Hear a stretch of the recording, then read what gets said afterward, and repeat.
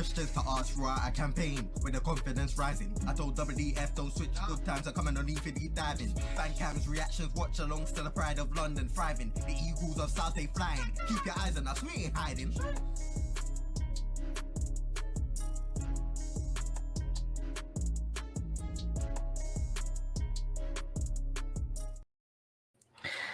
Yes, guys, welcome back to Eagle Eyed Football. Dan has really interrupted the start of this show with a jinx. But this is a bit of a different show today. It's going to be a review preview. So we're going to review the Newcastle game, and then we're going to preview the Fulham game. So basically, I'm just trying to get as much content in this one video today as possible. Dan, how's it going? Yeah, good. Looking forward to the game on Saturday. Very happy with the result yesterday, have to say. Obviously, we'll talk about that in a minute. So I'm in very good spirits. Mm-hmm. Chairman, thoughts? Yeah, same as Dan, really. Yeah, I'm still smiling about yesterday's mathematically saved now, which is great. And also very pleased to see you guys have got 2,000 subs now. So, that's a great achievement, isn't it? Keep up the good work. Yeah, I was a bit surprised because I was driving, and then when Rihanna saw it on her phone, she gasped like something bad happened, didn't it? So as I was driving, I was thinking, "Yo, what's happened?" It's like, "Oh, you've only hit 2,000 subs." I was like, "Oh, okay, I'm safe." But yeah, guys, thank you very much for supporting the journey, and hopefully we could get some better content out for you guys, so we could keep growing and keep chatting football, really, because that's what this is about. But let's not talk about us. We've got to talk about 2-0 win against Newcastle. Dan, you weren't there. Did you watch the 90 back? Because you liked it. I was half watching the first sort of 20 minutes at work, and then I drove home listening to it, and then I managed to catch the end of the first half and then all of the second half. So you caught all the good bits then? Yeah, pretty much. I mean, from what I saw, we dominated that. We dominated the first half. Like, Newcastle just didn't know what to do, and considering they were on a really good run at that point, I think in their 4 games before that they had won 3 and drawn once, and they just come off a 4-0 win against Spurs. So yeah, they just didn't know what to do. Like, the way we set up was just incredible, so impressive. Like, we managed to trap them in certain places, which meant that we won the ball back so easily. We attacked with intent, and Mateta getting two goals. I mean, what's he on now? 11, I think. Is he on 11 now? He's on 11 Premier League goals, yeah. 14 all competition goals. Yeah, I mean. I think we're on a full season with the same team. I think he bags 20 goals. I mean, on the form he's on now, I don't really think you can deny that, can you? 9 goals under Glasner, and he scored. 9 games under Glasner, he scored 8 goals. Yeah. If that's not an informed striker, I don't know what is. Well, since Glasner's have been in charge, only one player in Europe's top 10 divisions has scored more goals than Mateta. Cole Palmer, right? Cole Palmer, yeah. Yeah, well, we could see JP is Premier League Player of the Month this month. You never know. Yeah, I mean, he'd deserve it. Yeah, it'll go to Palmer because he's in a big club, but still, JP's done a madness. But Dan, how does it feel to have a clinical striker back at Selhurst Park?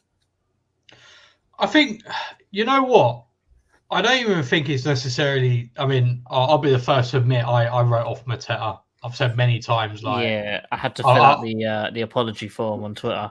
I haven't done it yet, but let's just say that I'd rated him so little that I was willing to shave off my beard if he ever won Baller of the Week, deservedly, and he never did. So, to be fair, he would have won it this week, but Nicky doesn't do the show anymore. So yeah, but the the times have changed. That bet is not on the table anymore. But I think it's just a system. Like, I think the system just benefits a striker. Like, for example, in all of Glasner's seasons, he's always had a striker scoring a very decent amount of goals. We've all seen Wout. Is it Wout? I don't know. Wout Weghorst play football. He managed to get him to score 20 goals in a Bundesliga season. So that's not even a 38 game season. That's a 34 game season. So do you know what I mean? I think the way he plays just suits a striker like that. Mm-hmm. And contrast that with say Roy's tactics. That was basically just kind of like hoof it and kind of pray sometimes and just hope that they find that creative spark. And even under PV, okay, first season good, but second season was very much the same, just kind of hoof it and kind of hope that someone does something amazing and then score a goal that way. So I think it's just also a case of just playing a system that suits the striker. Yeah, I think this system is very alien to what other teams do in the Premier League, that they're not really 100% certain how to sort it out, because Newcastle and Liverpool are both very, very good teams, and they just didn't really have an answer for what Glasner had to offer for him. Chairman, you said something just before we went live about the penalty shout for Newcastle. Do you want to elaborate on that? Because some Newcastle fans aren't too happy about the decision, let's say. Yeah, before I say that, just another thing about JP, apart from the system, but I mean, if you take his first goal, when he did the 1-2 with Ayew, I think JP of 2 months ago would have passed the ball back to Ayew and just stood there. But his movement off the ball now is so much better. He actually passed it back, and when he got the one-time pass back from Ayew, he's already on the move, going around their centre half, and they had no time to react. So I think his movement has got tremendous work in the system, obviously. But yeah, I was watching Match of the Day, and we did well this week. We were second last on, so that was good. Improvement. Yeah. It's only Wolves and Bournemouth who were actually below us, but yeah, I mean, honestly, Hughes barely. No, he seemed more jostling at a corner. He didn't grab his arm. He was like they're brushing arms, obviously, and then as he let go, then he decided to throw himself on the floor. It was a blatant dive, for want of a better word, really. VAR cleared it in about 30 seconds. It was such a nothing thing, but obviously they weren't happy. They should have thought it'd be a penalty, but that had been so unjust. Really, they didn't deserve it, did they? No, and I agree. Like, it just wasn't a penalty. Like, I think there was a similar one that happened to Ebbs like not long ago, and we all said that it was very soft, and it was exactly the same. Yeah, I think the Ebbs had one in there as well, and again, didn't think that was a penalty. And we said it before with JC that Ebbs I think he's getting a bit of a reputation, unfortunately. And same as Ayew. Do you know what I mean? When they are legitimately fouled, they're just not getting the decisions. But, if you run through two people, you're going to tangle legs, but don't try to force it. Let them tackle you. They're going to tackle you, aren't they? Of course they are. Yeah, I think Ebbs also, at that point, I feel like he lost control of the ball as well. And I just thought, nah. He did that a lot yesterday, actually. Yeah, I think we said it in the fan cams, didn't we? Like, Ebbs is great, but there are some times you just need to pass the ball. You can't dribble through everyone. And it's funny because I think I can think of two players that Palace have had or / still have that had that same problem. A certain Jordan Ayew and a certain Wilfried Zaha. Both of them had the same problem. Jordan Ayew always, he either wins a foul or loses a ball. There's no in between. Yeah. So, the Bear, if you haven't seen his video, 100% go and watch it. He says, Mateta hasn't left the room. And I bought this one up because have you seen that video of the Newcastle fans getting proper upset because of the Wenger Boys song? Oh, yeah, I've seen that. Yeah. It rattled them so much. You know what? I hate gold music with a passion, but if that rattles away ends, then I'm all for it. The thing is, it's so tin pot that it's amazing. Isn't it? Well, that's the thing. It's like, what is it like? Holes like mauled by the tigers, isn't it? It's like No, the same that is cringe, but it will still rattle the away end. Well, that's what I mean. Like, It's awful in a beautiful way. But I think final thoughts on that game, Dan. What has happened to Hughes? Genuinely. Again, I think it's just a manager that understands his strengths and weaknesses, and I think he has. I think overall he has had a poor season. But then I think that's just because, I've always rated Hughes's on the ball ability. I think he's always had a good on the ball ability, and he's always been willing to put a tackle in and stuff like that. I think where he falls down is his mobility, and then I think if he then has to maybe cover someone else or another area, because they're tired or they're out of position or whatever, I do think his mobility lets him down a little bit and he gets sucked in perhaps a bit too much. Mm-hmm. But under Glasner, I think he recognises that. He recognises that if he's just able to just kind of sit in an area, not have to run around too much, ensure that he's in a situation where he doesn't get sucked into cover someone else or something like that. And then all you then really need is when he gets the ball, just for him to just play a little pass out, or find someone else in space. He's excellent at that, and I think Glasner's done that, and then that's why we're seeing him play so well. And I think the same can be said for Nathaniel Klein as well. He's been excellent as well, just pushing forwards into that midfield, and also helping to cover the wings when Munoz pushes up, and even Joel, and to be honest, even Jeffrey Schlupp. Did you see that touch he did yesterday? Oh, what, to run around the man? Yeah, I thought I'd slipped into a coma or something. I was dreaming. We thought he slipped into a coma. Nosebleed. Food coma. But that's what I mean. I think Glasner definitely recognises the strengths and weaknesses of all of his players and tries to maximise those strengths and minimise the weaknesses. Mm-hmm. Chairman, is there anything else you want to touch on about the Newcastle a couple game? of bits actually. Yeah, obviously after rewatching the game, I'm just quickly picking up Tim's point that when Mateta scored his first goal, it was great seeing Eze basically celebrating the goal before the ball actually got back to Mateta. But that just shows the confidence in the team that he was that confident he was going to put it away. We saw this when me and Jordan went to Cardiff about 3 or 4 years ago and watched Townsend put the ball through to Batshuayi, I think it was, wasn't it? And basically celebrated before Batshuayi took the shot. But it's just showing the confidence going through the team, But since Glasner's come back and you've got to play, it's just a joy to go to Palace again now, isn't it? Oh, it really is. You look forward to going now. We're going to Fulham on Saturday. I've got tickets for Wolves for the last away game, so we'll be there all the last games now. And you really looking forward to it now. Not thinking, oh my God, you go to watch a Roy Palace team and it's like, we're going to play Liverpool. We can get a 0-0 draw. We'll be happy. Not even any thought of scoring a goal. I bet you the season tickets are flying off the shelves now. The last day is actually tomorrow night, midnight, for 23.59. So if you haven't done it, it goes up for grabs after that. Yeah. Mitch here saying that if you're in the local area, definitely go to the women's game on Sunday. Yeah, I'll be there. I've got a very busy weekend. Fulham away Saturday, women's at home on Sunday. So hopefully it's a good week for Palace. Great point. Did you see how Ebbs put his hands in the air? Yeah, we got that. All right. Has Glasner given us a new lease of confidence in this team now? We're gonna look 100%. Because I had a look at all the rest of our games, and I'm still like to say I'm a bit of a pessimistic Palace fan, but I would still like to think we could, in this run, we could still get 2 more wins before the end of the season.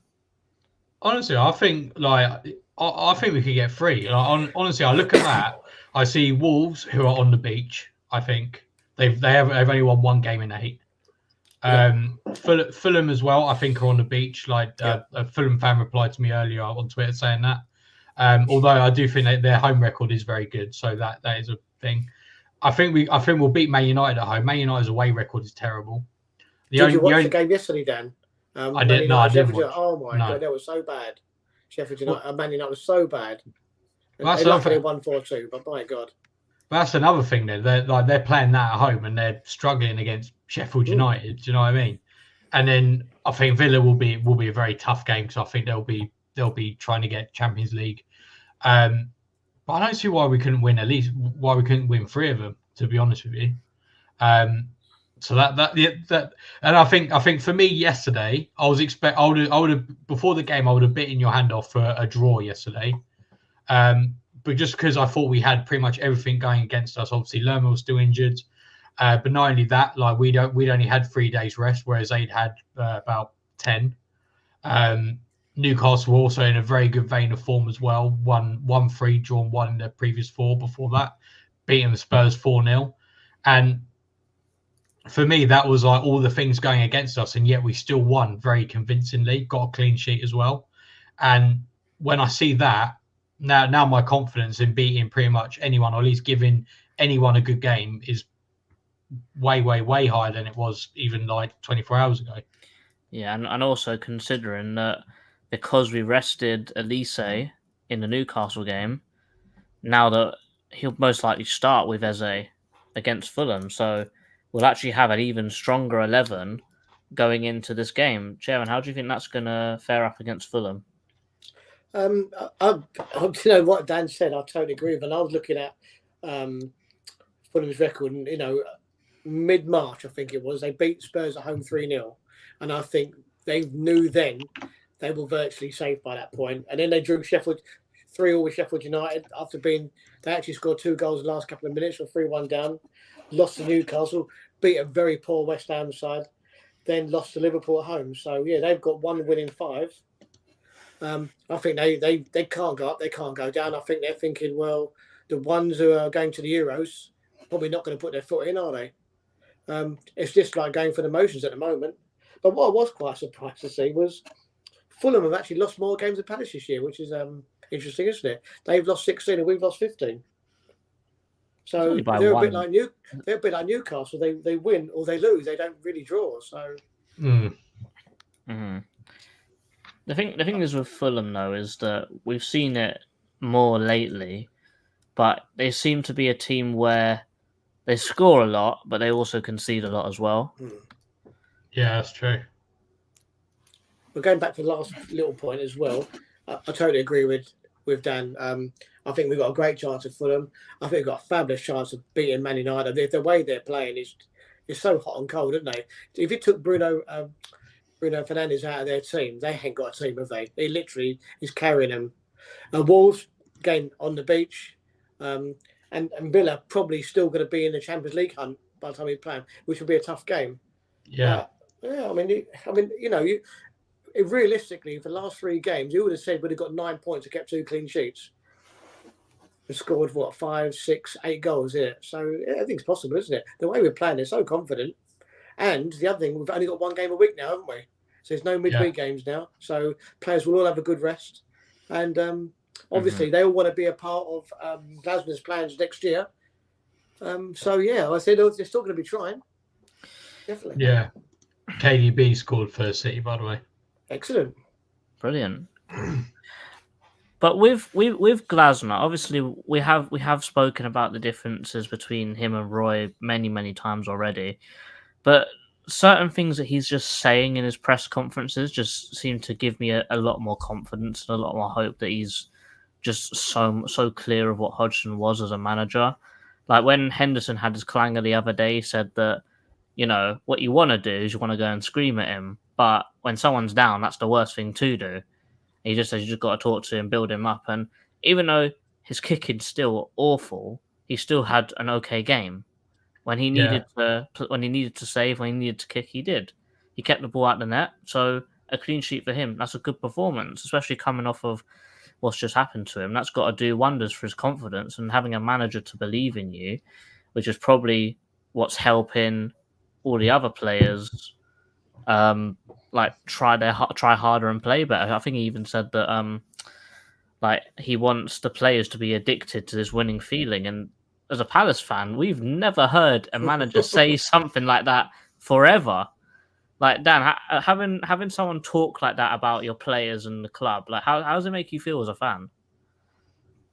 Well, I think, I think you're spot on. Like, he just says like all the right things, and also more to the point, he backs it up as well. Like, he doesn't just talk for the sake of talking.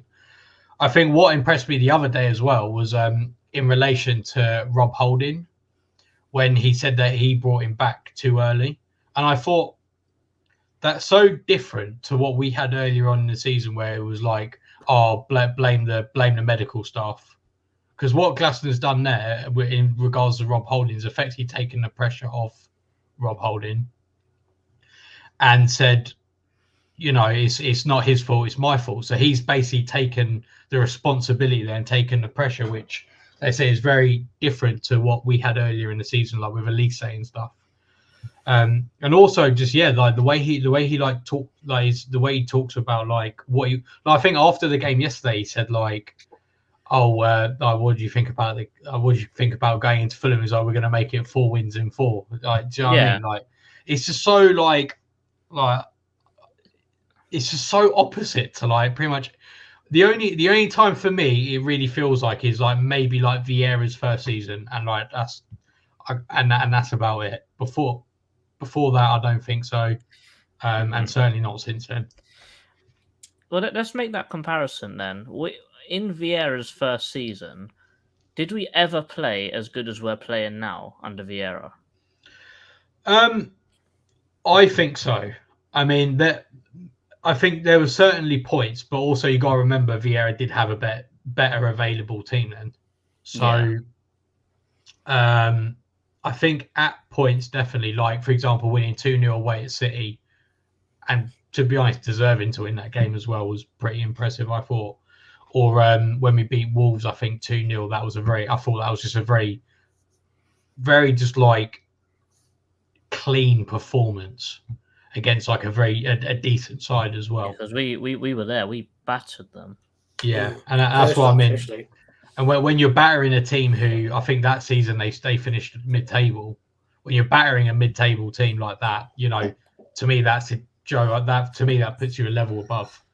So I think there definitely was, but obviously it didn't continue. So that was the problem. But with when playing against Fulham, they do have some good players there, and a certain Brazilian striker that has seemed to have really stepped up lately is Rodrigo Muniz. Dan, you are a follower of the Brazilian league.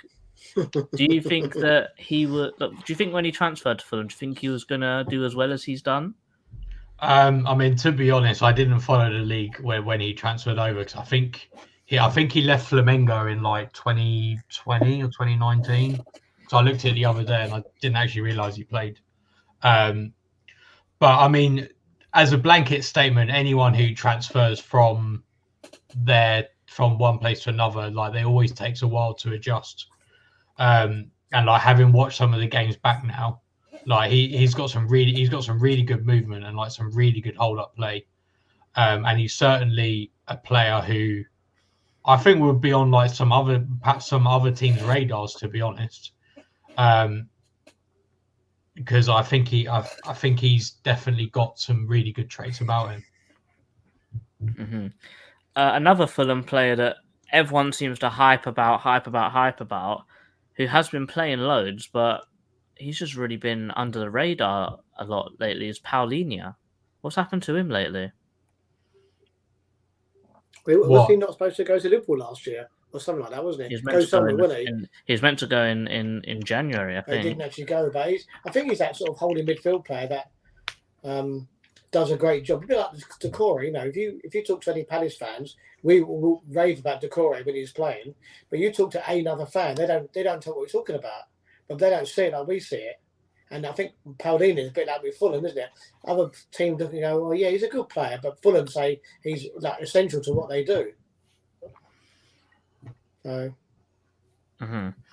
And they've also got like, to be fair, looking at their squad, they've actually got a pretty decent squad. Like, they've got that the Brozier on loan, who seems to be a bit of a flop at the moment because Definitely.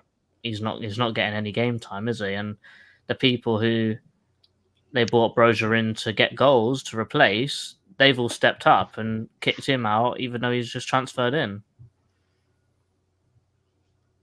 Go on, Dan. Sorry, what? I was just reading through it. So I was just looking at those comments. Sorry. No, How crap is Brozier? How crap is Brozier he? at Southampton last year was excellent, wasn't he? Yeah. I mean, they would have gone down. I know they got relegated, but they'd gone down a long time before. If it wasn't for Brozier, he just scored a lot of goals. He went back to Chelsea, and that was a problem. He didn't really get a run in the team at Chelsea, and all the fitness and the touch he'd built up sort of disappeared again. And then Chelsea loaned him out to Fulham, who play a completely different way to Chelsea do. It probably just doesn't fit their system. Mm-hmm. Yeah, I think so. Yeah, and also they've got a really good manager, Marco Silva. How do you think that his style would match up against Glasner? Because he uses purely zonal marking. Do you think that that's something that Glasner can use in our favour? Yeah, I think so. I mean, I think what we do very well is that we do give ourselves a lot of different options to progress, whether that's down the wings using the width created by our wing backs, or whether that's through the middle, because we've got a lot of options there, and we've got players who are very good at progressing the ball in all of those areas, whether that's Munoz carrying, whether that's Wharton and Hughes in the middle. And then obviously you've got Elise and Eze in the middle, who can also pull wide as well. And I think if we're able to exploit those spaces, then and we have, say, like Elise able to turn at them and run at them, then I think they're gonna find some problems, definitely. Sorry, do you think, Dan, that the way we are playing now, where it just seems to be that we're winning the ball so much more in their half of the field by our pressing. By winning the ball so hard of the field, you sort of negate their zonal marking, don't they? Because we've got so many players going forward. They're looking at you take him, but there's two players in that zone, So you pull them here, there, and everywhere. And I think that is, if we do what we did against Newcastle and against West Ham, but really we didn't let them sit on the ball. The zonal marking's out the window. Yeah, you're putting two absolutely. players in one zone. So. Yeah, absolutely, and I think I'll talk about in Tactical. So watch that when it's up. But the good thing I thought with what we did against Newcastle, and I imagine we'll do something relatively similar in this game. With Newcastle, I feel like we lured them into like quite a lot of traps, and I think, especially on our left-hand side with like Chris Richards and Tyron Mitchell, we seem to like get in front of we were anticipating the passes to their right-hand side. I think who was on their right-hand side? Was it Barnes or was it Gordon? I can't remember. Barnes on the right. Barnes on the right. So, so Barnes was on the right, and we anticipated those passes all the time, and we managed to get like just in front of them. And also as well, like I think if you press them in a certain way, it kind of forces them like into a particular area.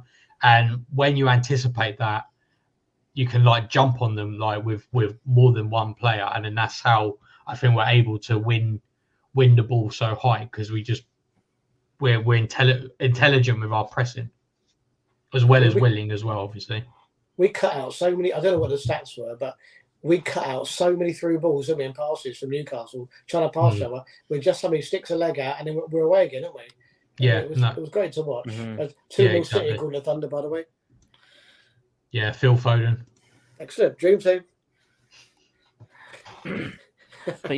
but I feel like this formation and this whole style of play, I feel like it does fall apart a little bit the second that Adam Wharton steps off the pitch, though.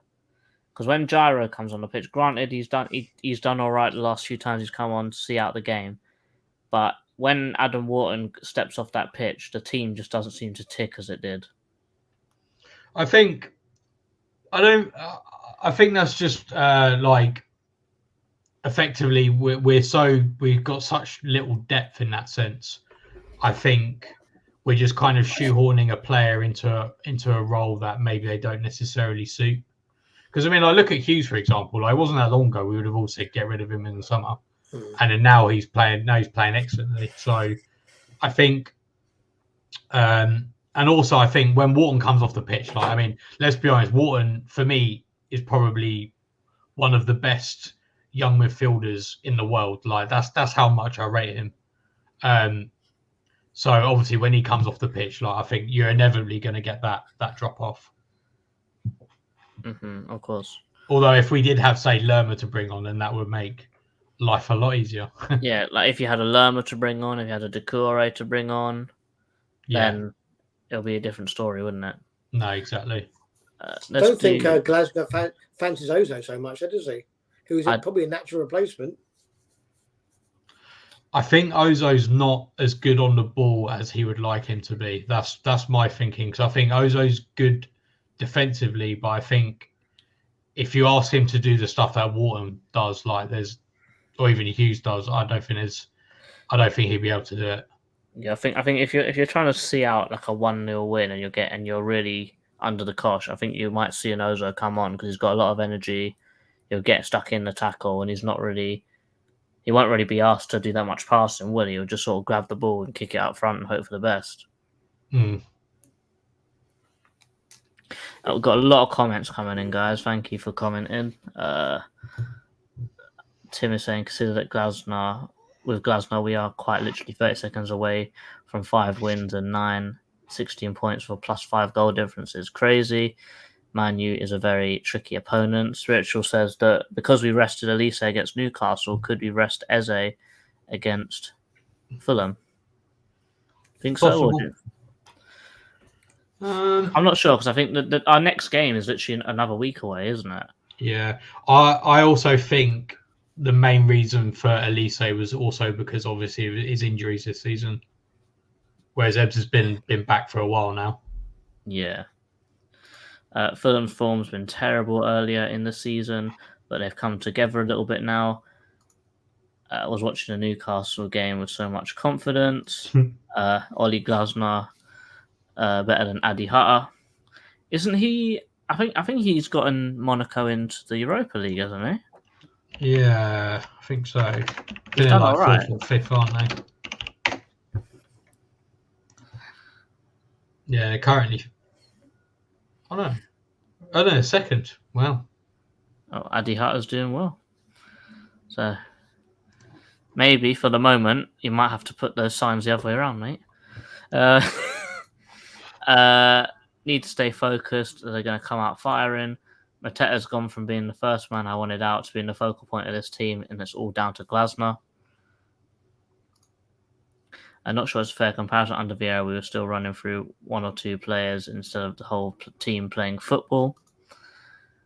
We've improved so much. Robinson against Munoz and Klein should be very interesting. He plays like a wing back for both Fulham and the US. I think he's going to be one of the guys that I'm definitely going to be talking about in Tatsegul because he may be good going forwards, but there are some issues going the other way. So I guess that's a bit of a spoiler. Thunder saying 2-0. At Mitch, having a chat in here. I want Brozier at Palace. If we have Mateta, I don't want Brozier. Big up the dog. Great time to be a Palace fan. Hope Malcolm gets a good loan next season. Is he out of contract or is he still in? I haven't heard anything, so I don't think so. But I'll just have a look. The dog saying, "Imagine being sponsored by Nike and you get some good kits and good clothing." That's what that means. Yeah. What happens to Ratsaki? He'll go on loan to the Championship next season. We were sponsored by Nike once before. That way. Abure's contract doesn't expire until 2027. Oh, wow. Signed his life away. Yeah. Another loan coming out. JP's link-up play has improved so much. Of course. Incredible. Yeah, absolutely. Bang on. As you said, last season or even under Roy would have passed it to Ayew and expected Ayew to shoot instead of getting a pass back. Mm-hmm. Big up, chill out. How's it going? Dougie's linked with another exit, which is my biggest worry this summer. Yeah, I think there was talk about Newcastle going to Newcastle or something, but I don't know. I can't. The Man United one scared me a bit, but I can't see the Newcastle one. To be honest. I don't. I think under Glasner, and I think if Glasner and Dougie start singing from the same hymn sheet, let's say, looking for the same kind of players, and Dougie's got an unbelievable success rate when it comes to transfers at the moment. So I don't really, and I think that if him and Glasner can, identify the right players, I don't see any reason why he'd want to go. And obviously, we've taken out a loan. We're looking to spend money. Glasner could really build an incredible team for us. Chill Out says John Stone versus Henderson. I'm gonna say, so here's what I would say: a mix of the both would be a perfect keeper.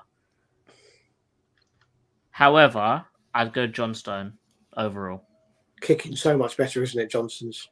Yeah, I'd agree with that. The only part that I would say that Henderson's better is probably shot stopping. So if you had Henderson's shot stopping with John Stone's everything else, that's what the mix would be.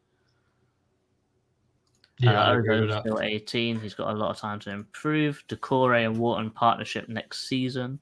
So we're looking forward to that, aren't we? Dan, let's not do this. We don't want to get copyrighted. Yeah, I was going to say that's copyright. Oh, 3-0. Saying that those are facts. Still again. Dream team. So look. Tim agrees with me again. It's been a while. Yeah.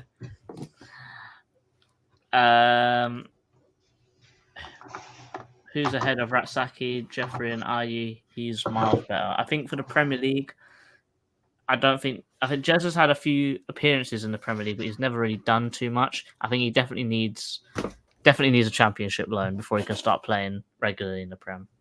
Yeah, I think it's a real shame. I think this season's been a real shame for him as well. So because Roy blocked him from going to Leicester, Ipswich, and Southampton, didn't he? I think he was linked with all the ones that are looking for promotion. Oh, God. So he would have had an incredible season, and he probably would have played quite a bit as well. Because I think that Leicester wanted Ratsaki, but then because they couldn't get him, they got Fatuo. The guy's got a hat-trick yesterday. Yeah, sick.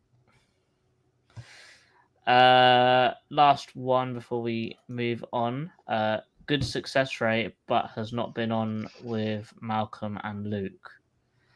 I do think that there's a part of me that believes that we helped out Derby then to keep him out of a rough situation. Giving them a few million quid for those players, I think that got them out of a bit of a financial hole.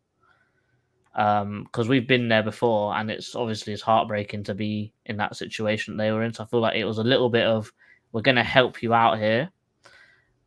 I think that Malcolm is probably the one that I would believe has got the most potential out of the two. Why are you thumbs down? What happened there? How's that happen? He doesn't agree. Thinks he's Roman Emperor. Where did that come from? God only knows. Yeah, he done it with his aura. If I do that, it gets the old. Oh, there you go. There. How about that? Oh, That's wow. an iPhone for you. Didn't know that was a thing. No, I didn't. I did it by accident. I think if Malcolm can step up at Moulin-Beek and then get like a few years of successful loans, there's no reason why he couldn't be a part of Crystal Palace. Like, there's nothing saying that. He's got a lot of talent. There's no denying that. I think it's just the attitude and the work rate, isn't it? And also he gets injured quite a bit as well, if I remember correctly. I think Tim makes a good point there actually as well. They might not necessarily take off, but I mean, we paid next to nothing for them, so I'm sure we can either make it back or worst case scenario, we haven't lost much. Mm-hmm. Mark back for the United game. I reckon he'll just be on the bench, but I reckon if we can, we'll probably try and keep him away as long as possible to get him as fit as possible. What we're going to do now, going to do a naughty little combined 11. So, normally we don't have a Fulham fan, so, but for every person that's new here or just to get a little refresher, we're going to make a combined 11. But there's 2 caveats. So you cannot have a full Palace team. You need to have at least 3 Fulham players. And the second one is that everyone we select has to be available for this game. So they can't be injured and they can't be suspended. So, what are we going to do? So I guess we'll just go round the panel. So should we just do a bog standard 4-3-3? Yeah, go on then. Cool. I mean, both teams have got some attacking players, haven't they? Okay. And this way, you get more attacking players in. So what I will do is in goal, I will go with Leno. Yeah, I was going to say I'm happy to concede that one. Yeah. Dan, let's go for left back. Overall, I'm going to go Mitchell. I like you said, I think Over Robinson. Yeah, I don't know. I think in a back 4 as well. I think Mitchell's better personally. I'll say yeah. Defensively Chairman. more sound. Chairman, let's go left centre back. That would be Richard's position, wouldn't it? But I wouldn't. Who's their left centre back? So you Bassey. can, so Sorry. you can either go Diop, Bassey, or Adorama Bayo, or whatever his name is. I think they just called him Tosin, don't they? Yeah, man. Like, I think I've it's got him not as bad, actually. Tosin. Yeah, go with Tosin him.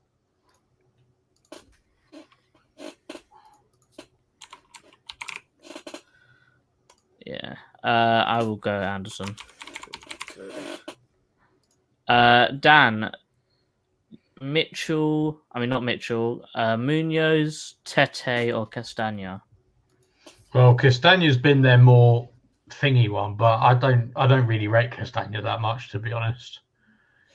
I'm going to go Munoz, although I don't really know what he's like in a back 4, so that's the only thing that's stopping me. But I will. Chairman, let's go for the defensive midfielder. I think you could go Paulina, innit? I mean, you don't have to, but we can. No, I think he's been really good for them, isn't he? Got a lot of admirers, isn't he? Oh, and he's Portuguese, so he's going to the Euros as well. Yeah.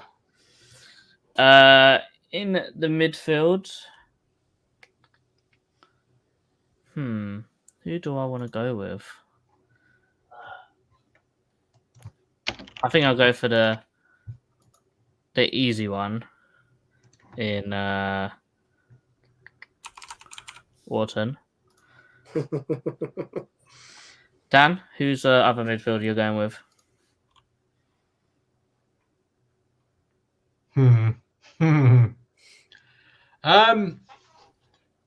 I feel like you could make a very good. The thing is, I feel like Eze would be the obvious shout here, but I do think Pereira is quite a good player. But I think he's as good as Eze. Eze can go further forward, couldn't he? If on a 3 up front, couldn't he? If it was like a double pivot like that, I would have Eze. Let's do that then. Chairman, let's go with the left wing position. If you want a quick reminder of who their left wingers could be, they have Harry Wilson, Adama Traore, Bobby Reed, Alex Iwobi, or Willian. Willian tends to play there, I think. Yeah, I think William. I mean, he's getting on a bit. I mean, but yeah, I'll go William. I think he's a really good player still. Plays well for Fulham. I'm gonna go to. Yeah, I'm gonna make it hard for Dan. Pause. It's not hard. Well, I mean, based on current form, you can't look past Mateta. Exactly. That's the thing. Is I do feel a bit bad because if it was like a 4-4-2, there would definitely be there. Do you know what I mean? So it's a hard, that's a hard one. But I think Mateta scored more goals recently, so I can't really say otherwise. No, I agree with that. Tell you what, that is a very good team. Yeah, Again, it's not bad, is it? Enough attacking flair in there, isn't there? And 2 decent midfielders as well. Mm. yeah, I think because if we then make it everyone's fit, I think Mark probably sneaks in instead of Tosin, I would say Mark goes in there comfortably instead of Tosin, actually. and then we can't. Can we make any other changes? No, we can't. Are they? They're not really missing anyone, are they? So they've only got one injury. Who's that? Oh, when we're playing. Oh, that changes What? things. What? Someone's injured. Who? Who? William. Really? Yeah, he's only got 50% to play. Well, what does? Groin. That makes it difficult because Adama Traore, I don't think he's done much this year at all, has he? No, but he's always good against us, though, isn't he? You know what? If we're sticking to a left winger being a left winger, I've got two shouts here.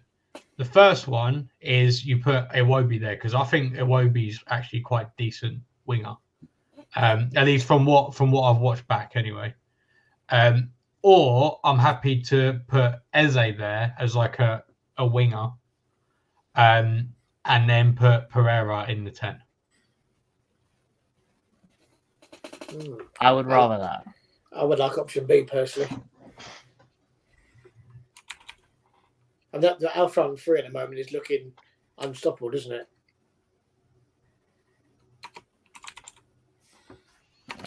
Pereira.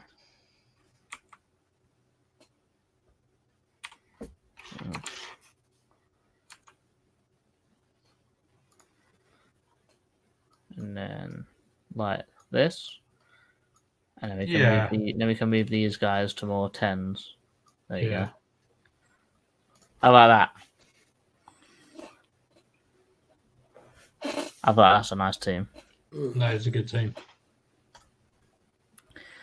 A few more comments. Fundus here saying no way Mitchell over Anthony Robinson. Yeah.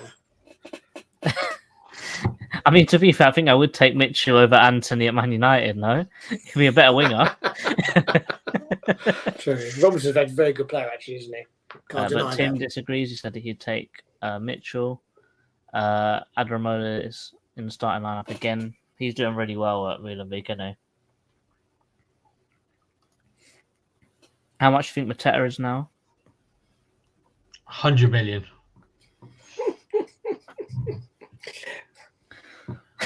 I mean, wherever Erling Haaland is, double it. Yeah. Well, he's got more goals than Haaland this year. That is true. He's got more goals and he's got more goals in 9 games than Erling Haaland has this year. So,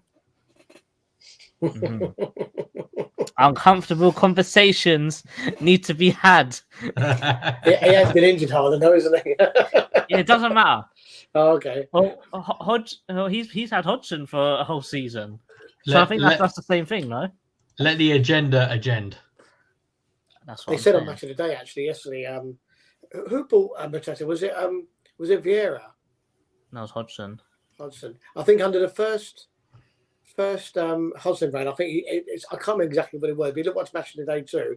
I think he scored 8 goals in 40 odd games, and under the second, under Vieira, I think he scored like 5 goals in 30 games. Under Glasner, he scored 8 goals in 9. Exactly. Yeah, it's an incredible achievement. Yeah. Mm-hmm. If it was a Brighton player, Chelsea would buy him 100 million, wouldn't they? They love giving him money to Brighton, don't they? That's one thing I forgot to bring up. So you know how we said that Muniz, it was a certain Flamengo player back in. Oh, don't bring this up. I know what you're going to do. So there was a good old tweet from Flamengo saying hello to my fellow brothers. from Brighton Football Club. Dan, how are you?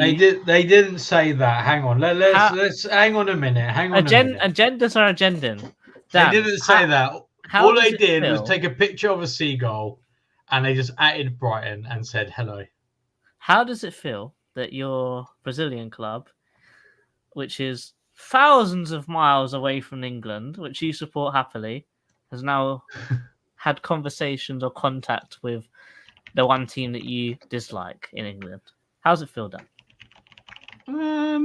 Well, I mean, I wouldn't say that they're the one team I dislike. To be fair, I mean, all I'm going to say is that certain tweets on Twitter, you were rattled, mate.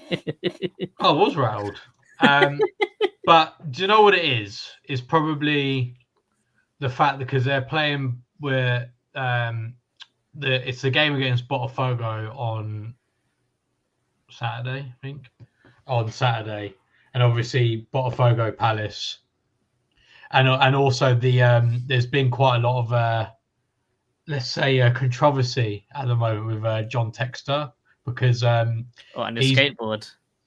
No, not even that. No, like as in like proper. He's proper going in on like the referees over there. Like he's like basically he like said something about the referees being corrupt, which over there they probably are, to be honest. And then they then threatened to take him to court, and then suddenly they weren't going to take him to court, and then now the referee who was going to referee that game is now not refereeing that game anymore. Something going on, isn't it? So what I imagine, exactly. So what I imagine that's probably a little. Also, can I just say as well that was on the English social media account. That isn't on the actual Portuguese one. That's on the English one, and I think they're just trying to rattle us because obviously because of our connections with Botafogo. well, they did a good job because Dan is fuming. I think the only thing that we can really talk about now is what is your score predictions going to be? So normally me and Dan throw each other under the bus for Tattoo Eagle, but what we're going to do is we're going to throw you under the bus, Chairman. What is your score prediction? Do you know, the way we're playing and the way Fulham are playing and the confidence that's going through our team, I hope I don't jinx you, but I think we'll win 2-0. I just think we're every part of our game, the defence, the midfield, the pressing, the running, Mateta's red hot at the moment, the one-touch passing, and hopefully we'll go back to playing. At least they will start Saturday, definitely. So I think we get into them, and Glasner won't let them like sit back. He will say carry on, get into them. So I'm going for 2-0 Palace. Mm-hmm. What I've done is I've dropped the link in. So if any of you guys want to come in and say anything for the last 5-6 minutes of the stream, then you can. I'm going to say my prediction first because I think Dan saw my prediction last week on Tattoo Eagle. I'm going to go 3-1 Palace. I just feel like we're scoring goals. They are very, very good going forward. So I do think they will score. But then again, I said that about Newcastle, but then they didn't. So you never know. But I think definitely a win of some sort. But I'll go 3-1. Dan, what are you saying? I don't know. Like, I think Fulham are on the beach, and also I feel like we're not. Even though we're safe now, I don't think we're really on the beach because I think we're trying to prove to Glasner. We're still trying to like prove a point. I think the end of the season. So I'll go 2-1 then because then I'm not going to copy anyone's scores. So I'll just go 2-1 because that's somewhere in the middle, and I do think Fulham are much better at home than they are away. So yeah. And also, if you say 2-1, Nicky can't get upset about it. Anyway, Tim, how's it going? Oh my God. What an amazing time to be a Palace fan. Holy smokes, man. Unbelievable. I was going to go 2-1 as well. just because, I expect it's going to be a little bit harder to keep the fitness levels up, but I expect us to fully go for it.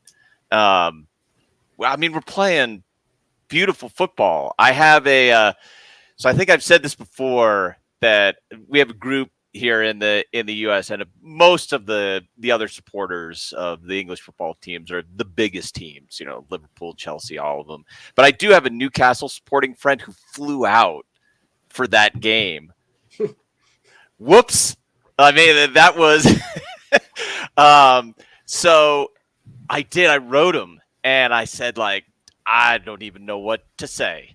And he wrote me back and said, like, look, Newcastle were poor, but there were moments where Palace were playing like prime Barcelona. And I mean, that's an overreaction, but it does look, I mean, wow. I think that's the major difference, is Glasner has us playing as a team where he can slot people in and they know what they're playing. I remember this game in particular made me think of moments under Vieira where I could see that we were trying to do something, but the final third pass would just break down somewhere. Like there would just be some kind of breakdown and we couldn't quite string it together. And now Glasner, for whatever reason, he has got us stringing it together. And it's beautiful to watch. It's amazing. There aren't enough superlatives. It's incredible. Tim, can I ask you a question? Yeah. You're watching on American TV, aren't you? I mean, over here, that Match of Day is our late night football show. Yep. And pretty much in the last week, we've had 3 fabulous results.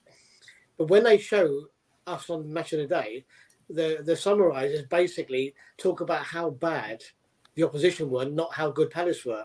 Right. But in America, do they actually give us a bit of credit, or they do the same thing and say, well, Palace weren't great, but they were rubbish, as opposed to saying, well, do you know something? We actually played pretty well.